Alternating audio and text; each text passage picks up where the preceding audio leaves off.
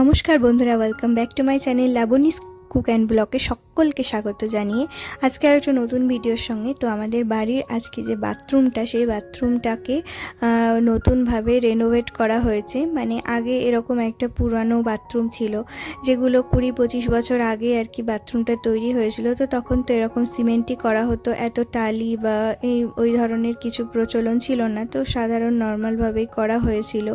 এখন যেহেতু বাথরুমের কন্ডিশনটা খুব খারাপ হয়ে গেছে, জল বসছিল আর সিমেন্টের এগুলোতে মানে দেওয়ালে জল সোপ করছিল, তো ভাবলাম আমরা নতুন করে বাথরুমটাকে রেনোভেট করব। তো পুরোটাতে টাইলস লাগাবো। তো যতদূর অবধি সিমেন্ট করা রয়েছে ততদূরই টাইলস লাগানো হয়েছে। আর দেওয়ালের ভেতর দিয়ে পাইপ লাইনগুলো করা হয়েছে, যেটা আগে ছিল না, ওপর দিয়েই ছিল। তো এখন দেখো মেঝেটাতেও টাইলস লাগানো হয়ে গেছে। তো ওনাদের সমস্ত কাজগুলো শেষ হয়ে গেছে। মানে তারপরে এদিকে একটা মানে পাইপ লাইন করে রেখেছে, এখানে একটা কোমোড বসানো হয়েছিল পরে। তো এই কোমোডটা এই যে বসে গেছে। তারপরে আমি পুরো বাথরুমটা ওনাদের যে সমস্ত কাজ ছিল সেগুলো কমপ্লিট হয়ে গেছে মোটামুটি। তো বাকি অংশ দেখতে পাচ্ছ পুরনো রং রয়েছে। আমি করছিলাম হলো যে ওই টাইলস আর দেওয়ালের যে মাঝখানে যে একটা গ্যাপ, যেহেতু পুরানো, এটা নতুন করে টালিটা লাগানো হয়েছে, তো সেই কারণে এই জায়গাগুলো অনেকটা খাঁজ হয়ে গেছে। তো সেই কারণে এই জায়গাগুলো আর কি ফিল আপ করছিলাম ওয়াল পুট্টি দিয়ে। তো 1-2 কেজি মতো ওয়াল পুট্টি লেগেছিল। তো সেই ওয়াল পুট্টিগুলো ভালো করে মেখে তারপরে এই গ্যাপগুলোতে ভালো করে ফিল আপ করেছিলাম। তো কাজটা করতে আমার 2-3 দিন সময় লেগেছিল, যেহেতু অনেকটা বড় পোর্শন দেখতে পাচ্ছ। আর আমাদের এই কোমরটা লাগানো হয়েছে, আর ওই পাশে আমাদের ইন্ডিয়ানও কিন্তু একটা রয়েছে, যেহেতু বড় বাথরুম, তো সেই কারণে এই দিকটায় কোমরটা বসিয়ে নেওয়া হয়েছে। এবারে সমস্ত কিছু ওয়ালপুট্টি লাগিয়ে নেওয়ার পরে ছেড়ে দিয়েছিলাম 1-2 দিন শুকানোর জন্য। তারপরে আমি কালার করছিলাম, যেহেতু এটা খুব ছোট্ট একটুখানি জায়গা, তো এইটুকুনি জায়গা আবার ওনারা কন্ট্যাক্ট নিতে চাইছেন না। তো কোনো রঙের মিস্ত্রি মানে এইটুকুনি জায়গা করবে না, আরও বড় পোর্শন হলে। তো আমাদের বাড়িতে আগে যেহেতু রং হয়েছিল, তো রঙগুলো রাখা ছিল, তো সেই রঙগুলোই আমি তুলে নিচ্ছিলাম। তো এখানে হোয়াইট কালার, এটা তার সাথে বিভিন্ন কালার মিশিয়ে ওরা আর কি কালার করছিল। তো আমি সেটা যখন কালার করছিল তখন সেটা জেনেছিলাম, তো সেই কারণে হোয়াইট কালারটাই আমি আপাতত এখন করবো। এর মধ্যে কোনো রকম কালার দেবো না, যেহেতু টাইলসে দেখতে পাচ্ছ হোয়াইট আছে আর ব্রাউন আছে, তো সে কারণে দেওয়ালটা হোয়াইটই রাখবো। তো আমি এর আগে কখনো কালার করিনি। তো মোটামুটি ইউটিউব দেখে আর কি একটু নলেজ নিয়ে তার মধ্যে একটুখানি জল মিশিয়ে, এই যে একটা ব্রাশ ছিল, তো সেই ব্রাশটা দিয়ে আমি একটু চেষ্টা করব। এই দেওয়ালগুলো যেহেতু পুরনো ধরনের দেওয়াল, তো সেই কারণে ওই বলে না পাটের যে সমস্ত জিনিসগুলো হয়, ওগুলো দিয়ে ওনারা রং করেছিল। কিন্তু ব্রাশ দিয়েও এই কাজটা করা যায়, ব্রাশ দিয়ে করতে একটু বেশি সময় লাগবে। তো যেহেতু ছোটো পোর্শন, অল্প অল্প করে আমি 3-4 দিনে এর দেওয়ালটা করেছিলাম। হয়তো ওনাদের মতো এতটা ভালো বা প্রফেশনালদের মতো হয়নি, কিন্তু মোটামুটি আমার কাছে কিন্তু ঠিকই হয়েছিল। তো ওই প্রতিদিন আর কি স্নান করার আগে আগে আমি এই মাথার মধ্যে ওড়না টোড়না জড়িয়ে আর কি এরম করে রঙটা করেছিলাম। যেহেতু আমার হাইটে, তো সেই কারণে করতে কোনো অসুবিধা হয়নি। আমি মোটামুটি এভাবে কাজটা করে নিয়েছিলাম। আর আমাদের পার্লারটাও চেঞ্জ করা হয়ে গেছে।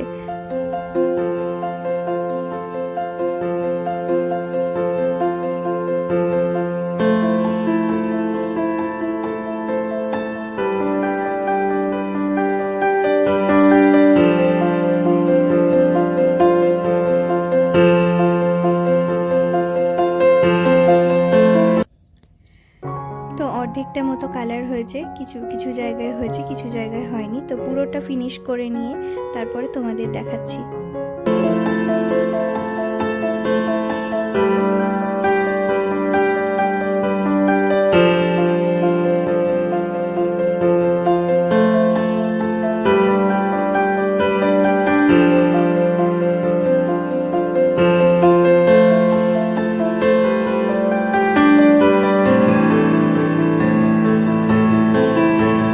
তো পুরো কালার করা হয়ে যাওয়ার পরে পুরো বাথরুম ক্লিন করা হয়ে গেছিলো। তারপরে সেলফের মধ্যে, মানে এই সেলফটা আগে থেকেই ছিল, তার মধ্যে পরে টাইলস বসানো হয়েছে। তো এই সেলফের মধ্যে আমাদের রেগুলার যে সমস্ত জিনিস ব্যবহার করা হয়, তো সেই সমস্ত জিনিসগুলোই আর কি থাকে। তো সেগুলোকে একটু অর্গানাইজ করে রেখে দিচ্ছিলাম।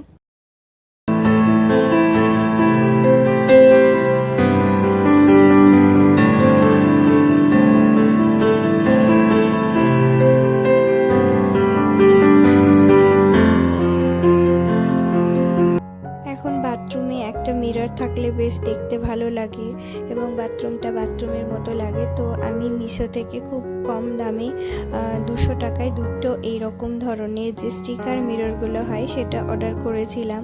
তো এই মিররগুলো খারাপ না, তবে বেশি জল লাগলে পরে এর আঠা যেটা রয়েছে সেটা উঠে যেতে পারে। তো এই জায়গাটায় যেহেতু সেইভাবে বিশেষ জল পড়ে না, কারণ শাওয়ারের দিকটায় আমি এটাকে করিনি, এই সাইডে লাগালাম। তো আমার আজ প্রায় অনেক কমাস হয়ে গেল, কিন্তু এটা এখনও পর্যন্ত খুব সুন্দর রয়েছে এই মিরর স্টিকারটা, এবং দেখতেও বেশ ভালো লাগছে।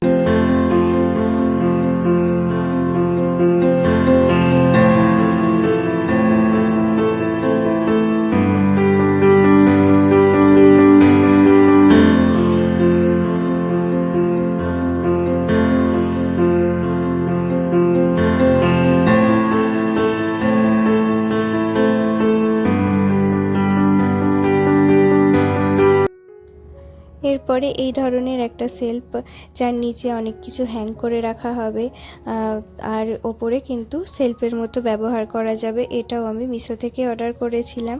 এটা আমি ড্রিল করে ভালো করে বসিয়ে নিয়েছি। তো এটা মানে আগেই বসিয়ে নেওয়া হয়ে গেছিলো, তারপরে আমি যেহেতু নিজে নিজে কালার করলাম, তো সে কারণে এটাকে খুলেছিলাম, তারপরে আবার পুনরায় এটাকে লাগিয়ে নেওয়া হচ্ছে।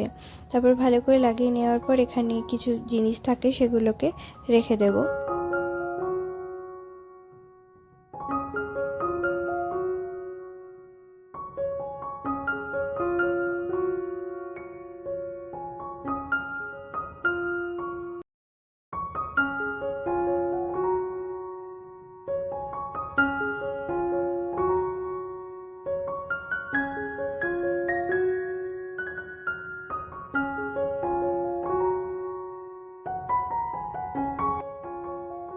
তো পুরানো বাথরুমটিকে নতুনভাবে রেনোভেট করতে আমাদের কত কি খরচা হলো, কি হলো, সেটা না হয় তোমাদের অন্য একটা ভিডিওতে জানাবো।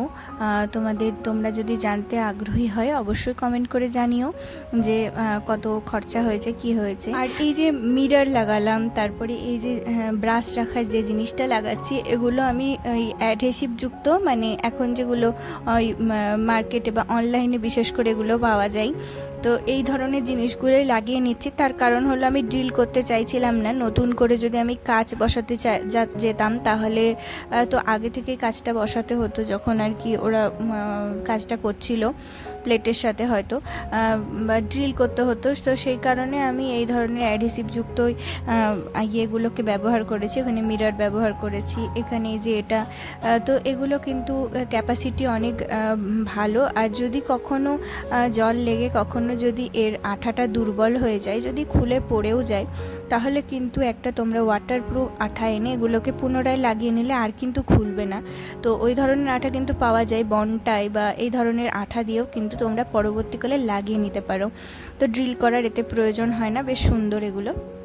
তো মোটামুটি সাধারণ সিম্পলভাবে এভাবে বাথরুমটাকে গুছিয়ে নিলাম। আগের থেকে অনেক বেশি ভালো হয়েছে। আগে এত খারাপ অবস্থা হয়ে গেছিলো, পোকামাকড়ের অনেক বেশি উপদ্রব হচ্ছিল, যেহেতু পুরানো হয়ে গেছিলো বাথরুমটা, এবং দেখতেও ভালো হয়েছে অনেকটাই আগের থেকে।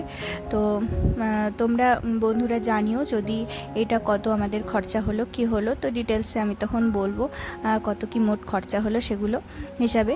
আর তোমাদের কেমন লেগেছে বাথরুমটা আগের থেকে, তো সেটা কিন্তু অবশ্যই তোমরা জানিও।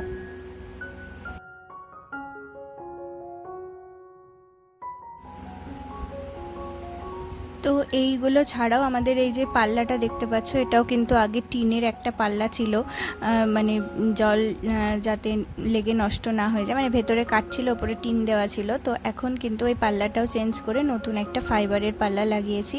এগুলো খারাপ হয়ে গেলেও কিন্তু চেঞ্জ করা যায়। তো এইভাবে আমাদের বাথরুমটাকে করে রেখেছি, অর্গানাইজ করেছি। আর কালার কম্বিনেশন, টালি, এগুলো তোমাদের সমস্ত কিছু আমি নিজে পছন্দ করে এনেছিলাম।